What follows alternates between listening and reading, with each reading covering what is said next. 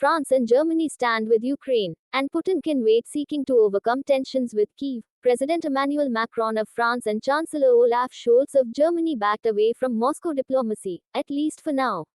Odessa, Ukraine. It was late in the day, almost 4 months after Russia's unprovoked invasion of Ukraine, but when the leaders of the European Union's three largest nations at last journeyed to Kyiv, their intent was clear: to dispel any doubt that they would waver in backing Ukraine's quest for sovereignty, territorial integrity, freedom, and membership in what Chancellor Olaf Scholz of Germany called the European family. The reassurance, which appeared undiluted by any pressure on Ukraine to negotiate with Moscow, was emphatic. The determination to lay to rest any whiff of appeasement of the indiscriminate aggression by President Vladimir V Putin of Russia, which has already taken tens of thousands of lives, appeared paramount. The insistence last month by President Emmanuel Macron of France that it was important never to cede to the temptation of humiliation with respect to Russia had infuriated President Volodymyr Zelensky of Ukraine, who said the French president should not be seeking a way out for Russia. In Kyiv on Thursday, Mr. Macron pivoted, expressing effusive support for the Ukrainian cause.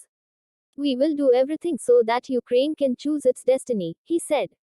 Still, the question remained open of how a war that has put acute pressure on the global economy, with inflation rising sharply and food shortages looming, would ever be ended.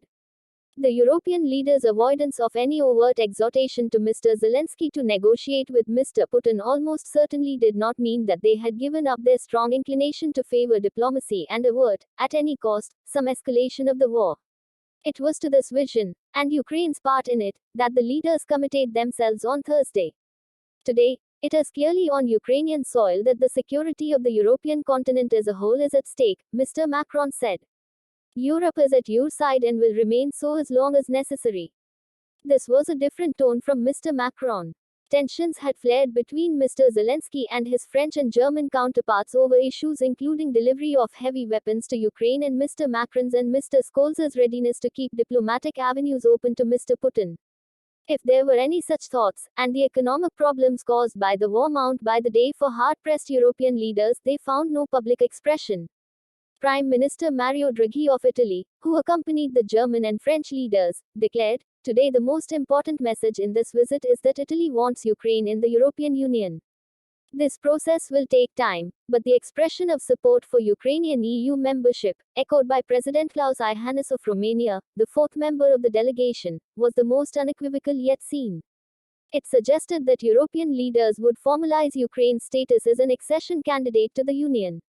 Ladies and gentlemen, Ukraine should live," Mr. Scholz said, using the Ukrainian expression of victory for Ukraine, Slava Ukraini.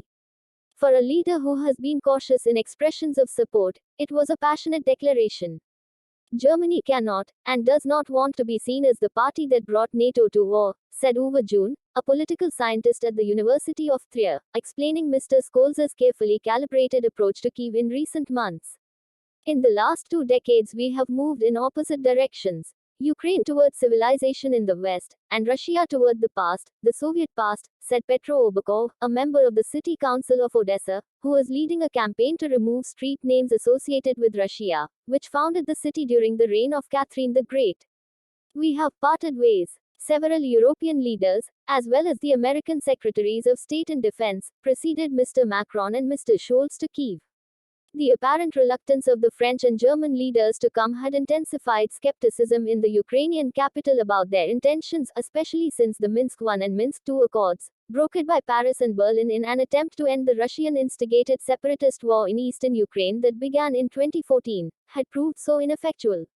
The last thing Ukraine wants is what is sometimes derisively called a Minsk III, some concocted ceasefire based on mutual concessions that are never implemented and that leave Mr. Putin holding Ukrainian territory with the option of applying further brute force whenever he next chooses. Russia poured scorn on the visit. Dmitry Medvedev, the former president and now the deputy chairman of the Security Council, said, "European connoisseurs of frogs, liver and pasta love to visit Kyiv. The benefits are zero." This crude invective, from a Russian politician once seen as milder and more pro-European than his master, Mr. Putin, indicated how harsh the confrontation between Russia and the West has become and how loose a peace may prove. Earlier this week, Mr. Medvedev suggested, with smug contempt, that 2 years from now Ukraine may not exist. Referring to Ukrainian membership of the European Union, Mr. Macron said last month, "We all know perfectly well that the process permitting the admission would take several years, and in fact, no doubt several decades. Though the process is still expected to take years, the talk on Thursday in Kyiv was of accelerating it, not the need for Ukrainian patience. The Russian invasion was premeditated, deliberate, unjustified, and unjustifiable," Mr. Macron said. He announced that France would deliver 6 Caesar long-range, self-propelled howitzers to Ukraine, adding to the 12 already delivered. The Caesars are prized for accuracy. The issue of weapons deliveries to Ukraine has plagued Mr. Scholz, and was at the root of a spat in March that saw the German president, Franz-Walter Steinmeier, disinvited to Ukraine. Tensions have since eased, but Mr. Scholz remains under pressure from some members of his Social Democratic Party to avoid sending too many heavy weapons. The Chancellor appeared visibly moved during a visit to the devastated Kyiv suburb of Upton.